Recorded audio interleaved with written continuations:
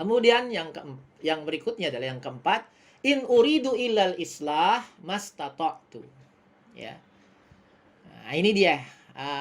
Di sini intinya yang ana ini lebih tekankan gitu. Gitu.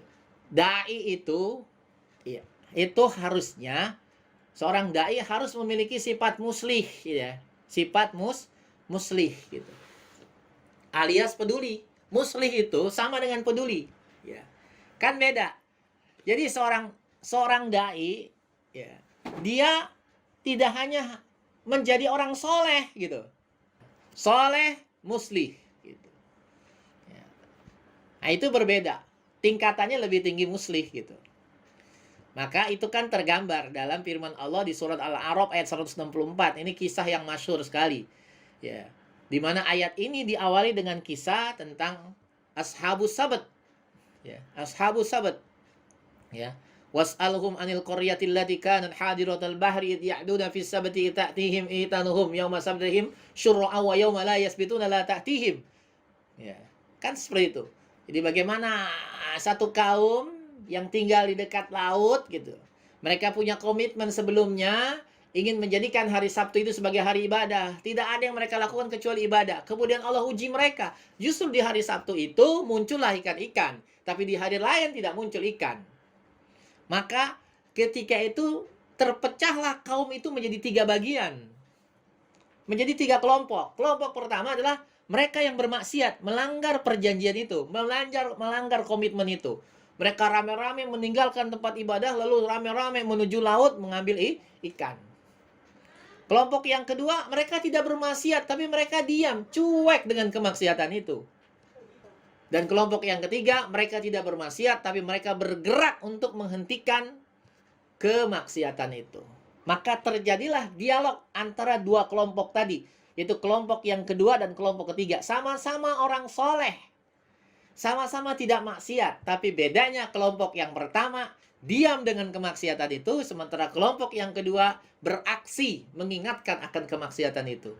Dan ini Allah abadikan dalam ayat ini. Wa idh qalat ummatun minhum lima ta'iduna qauman illahu muhlikum aw mu'adzibuhum 'adaban syadida qalu ma'dziratan ila rabbikum wa la'allahum yattaqun.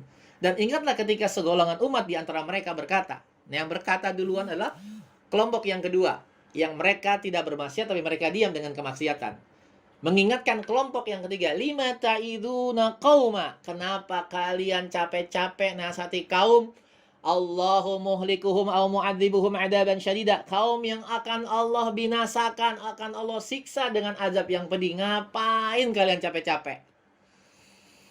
Maka apa jawaban kelompok yang ketiga? Qalu ma'dziratan ila rabbikum wa la'allahum yattaqun. Mereka menjawab, agar kami bisa punya alasan di hadapan Allah ketika nanti ditanya oleh Allah Subhanahu wa taala, apa yang kalian lakukan ketika terjadi kemaksiatan itu?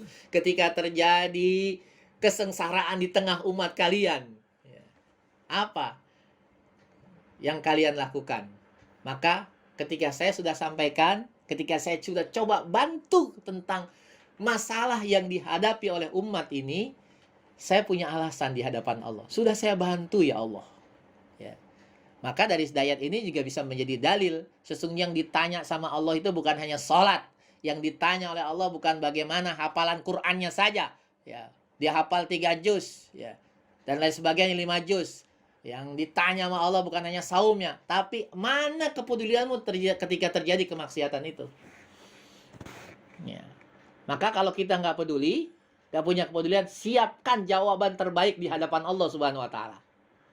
Tapi kalau kita sudah menyampaikan, masalah hasil bukan urusan kita. Itu wilayahnya Allah Subhanahu wa taala. Lalu yang kedua adalah harapannya wala'ahum yattaqun. Sebrengsek-brengseknya satu kaum, sejahat-jahatnya orang dalam bermaksiat, tetap saja hatinya itu yang membolak-balikan Allah gitu. Maka kita hanya menjadi wasilah untuk menyampaikan kebenaran itu kepada mereka. Mudah-mudahan melalui apa yang kita sampaikan kepada mereka, Allah merubah hati mereka. Sehingga mereka menjadi sadar dan menjadilah mereka orang yang bertakwa. Tetap harus menanam harapan gitu. Seperti itu. Nah, ini jelas sekali. Dan ya ini perbedaannya kan. Para ulama mengatakan perbedaan antara soleh dan muslih kan gitu. As-solih khairuhu li nafsihi. Ya, orang yang soleh itu itu kebaikannya untuk dirinya saja. Sementara orang musli, wal musli khairuhu li nafsihi wa li ghairihi. Sementara orang musli itu kebaikannya buat dirinya dan buat orang lain. As-solihu tuhibbuhun nas. Orang soleh itu disukai yuhibbuhun nas, ya. Orang soleh itu dicintai oleh orang lain gitu. Banyak manusia yang suka. Kenapa? Karena dia nggak ngeributin urusan orang lain. Yang penting diri dia baik gitu. Yang penting saya udah sholat 5 waktu, ke masjid, ngaji, dan sebagainya. Orang lain mau bagaimanapun bodoh amat gitu. Gitu ya. Sementara wal musli tu'adihi annas. Sementara orang musli itu dimusuhin masih. Dimusuhin.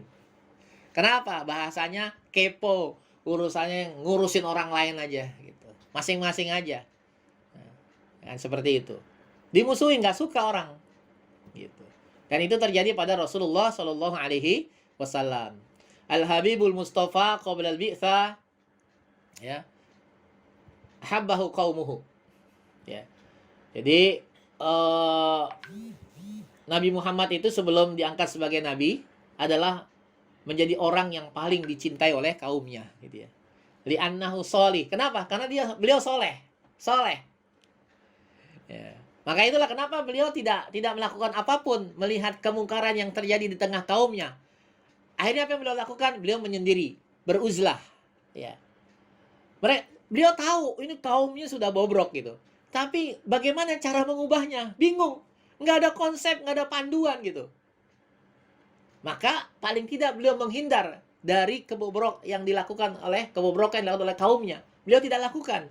Sehingga beliau mulailah, ya, kurang lebih 3 tahun sebelum beliau menerima wahyu pertama, beliau bolak-balik gitu ya.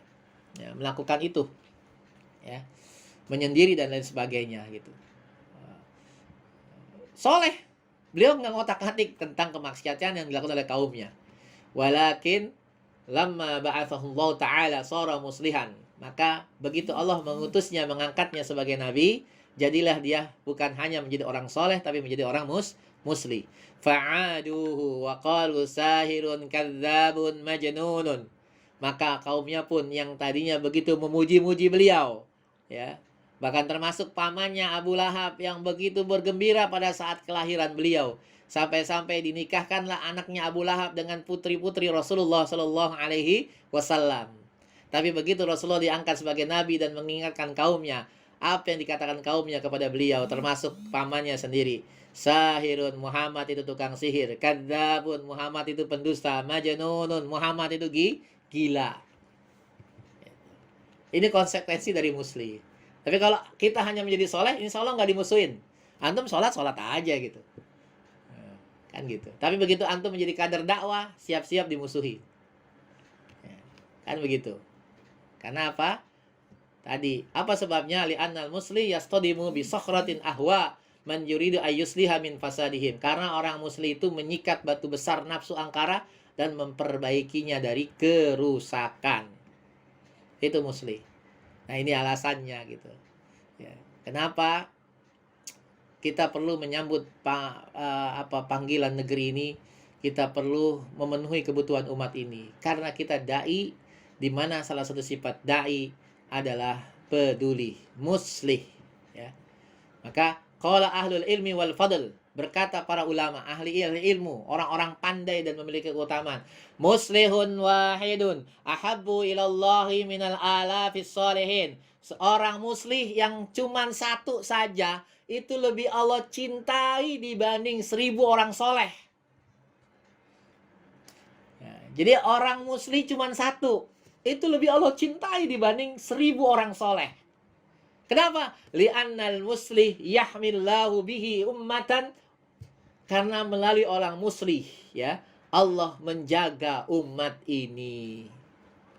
Melalui orang-orang yang peduli, ya, Allah menjaga umat ini. Was-salih yaktafi bihimayati nafsihi. Sementara orang soleh, mereka hanya mencukupkan menjaga diri mereka sendiri saja. Oleh karena itu, kunu muslihina wala takunu bi an takunu solihin. Maka jadilah kalian, wahai para ikhwah, jadilah kalian orang-orang yang musli. Jangan hanya menjadi orang-orang yang soleh. Ini pesan dari para ahli ilmu dan orang-orang yang memiliki keutamaan tentang muslih itu sendiri. Kemudian jelas sekali surat Hud, wa ma kana rabbuka liyuhlikal qura bidzulmi wa ahluha muslihun. Dan Tuhanmu tidak membinasakan negeri-negeri secara zalim selama penduduknya orang-orang yang muslih. Kalau masih ada orang muslih, Allah tahan itu. Ya, Allah tahan. Allah nggak akan menghancurkan sehancur-hancurnya. Ya, bahasa sederhananya masih disisain gitu. Kemudian sifat dai yang kedua adalah yang berikutnya, ya, adalah wama taufiki illa billah. Ini yang disampaikan oleh Erwin di grup. Oh, berarti kita dipilih Allah. Iya. Ini Allah yang mengatakan, ketika antum terlibat dalam dakwah, itu bukan keinginan antum.